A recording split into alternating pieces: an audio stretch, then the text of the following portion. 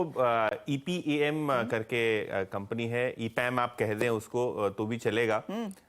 और IT company की specifically बात करें तो आज आईटी कंपनियों को बुखार इसके लिए आया है क्योंकि ये ईपैम को छींक आई है। जी हाँ, ये यूएस की जो लिस्टेड कंपनी है ईपीएएम, ये कल 22% ट्रेड में गिरी थी अपने गाइडेंस के बाद। इन्होंने दूसरे क्वार्टर का गाइडेंस भी काटा और 2024 23 और 24 के लिए भी इन्होंने अपना गाइडेंस काटा। इंपॉर्टेंट क्यों है? क्योंकि ईपैम के मुताबिक जो क्लाइंट्स हैं आईटी सेक्टर के लिए, इन्होंने अपने ऑर्डर्स कैंसिल करना शुरू कर दिए हैं, डिस्क्रिशनरी स्पेंड जो है कंट्रोल करना शुरू कर दिया है, जिसके कारण जो ऑर्डर विजिबिलिटी पहले थी अब उतनी नहीं रही है।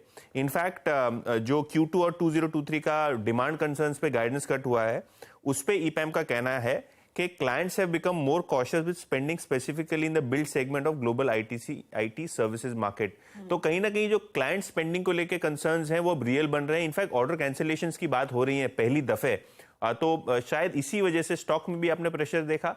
और अगर हम ब्रोकरेजेस की माने, जैसे कोटक ने आज एक नोट निकाला है, कहीं ना कहीं ये जो डिस्क्रिशनरी स्पेंड स्लो डाउन है, कोटक को लगता है इससे आईटी सेक्टर इंडिया का नहीं बच सकता।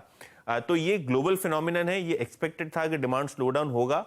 और कोटक को लगता है जिस हिसाब से इंडिकेशंस आ रहे हैं यूएस की डिजिटल आईटी कंपनीज से, तो शायद इस पे भारतीय कंपनियों के लिए भी असर देखने को मिले।